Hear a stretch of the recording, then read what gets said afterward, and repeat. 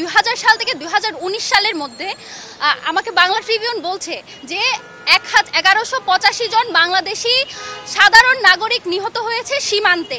আজকে ABP news করেছে যে বাংলাদেশে হিন্দু নারীরা শাখা সিঁদুর পরে চলাচল করতে পারে না। আপনারা যারা আছেন এখানে, আপনাদের কাছে প্রশ্ন রাখি, আপনাদের এলাকায় কতজন হিন্দু নির্যাতিত হয়েছে এবং কে শাখা সিঁদুর পরে বের হতে পারে না, এর জবাব আমরা চাই। ফেলানি থেকে স্বর্ণা দাস, মুসলমান হোক বা হিন্দু হোক, যে বাংলাদেশের নাগরিক তার দায়িত্ব বাংলাদেশে, সেখানে ইন্ডিয়ার সরকার নাক গলাতে পারে না। আজকে সকালেই একজন বাংলাদেশি সীমান্তে নিহত হয়েছে। এই সীমান্তে নিহত হওয়ার ঘটনা আজকের নতুন নয়।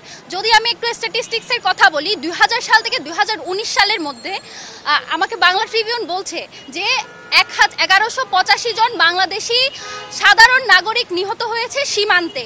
2020 থেকে 2023-এর মধ্যে নিহত হয়েছে 117 জন। 1185 এবং 117 এটা কোনো সামান্য সংখ্যা নয়, তাও সাধারণ জনগণ। যদি আমি দেখি এটাকে আমি সীমান্ত গণহত্যা বলতে পারি। এই সাহস আপনাদের কাছে যদি আমি এখন প্রশ্ন করি, 1971 সালের আগে যখন বাংলাদেশ ছিল না, যখন বাংলাদেশ পাকিস্তানের অংশ ছিল, তখন কিন্তু ভারত সেই সাহস দেখাতে পারেনি।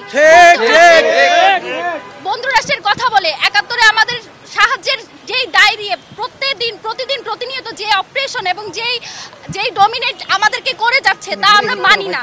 আজকে এবিপি নিউজ করেছে যে বাংলাদেশে হিন্দু নারীরা শাখা সিঁদুর পরে চলাচল করতে পারে না। আপনারা যারা আছেন এখানে, আপনাদের কাছে প্রশ্ন রাখি, আপনাদের এলাকায় কতজন হিন্দু নির্যাতিত হয়েছে এবং কে শাখা সিঁদুর পরে বের হতে পারে না, এর জবাব আমরা চাই। এবিপি নিউজের কাছে আমরা চাই।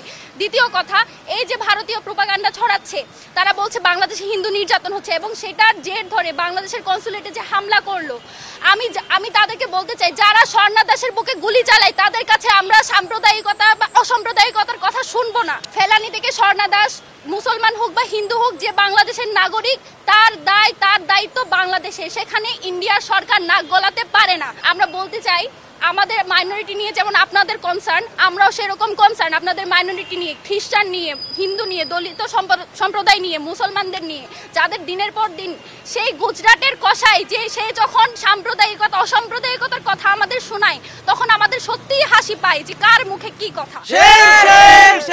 সেই জায়গা থেকে আজকে আমরা এখানে এসেছি। আমরা একটা ডিপ্লোম্যাটিক এরিয়াতে এসেছি এবং আমরা শান্তিপূর্ণভাবে, আমরা কোনো দাঙ্গা হাঙ্গামা চাই না। আমরা বাংলাদেশের নাগরিক। আপনারা 5ই আগস্টের পর থেকে দেখেছেন যত প্রোপাগান্ডা, যত গুজব ছড়ানো হয়েছে, সব আমরা ধৈর্য সহকারে সবকিছু সুন্দর মতো আমরা নিজেদের জায়গাটা পরিষ্কার রেখে সেই জায়গা থেকে আজকে আমরা এখানে শান্তিপূর্ণভাবে র্যালি করার জন্য এসেছি।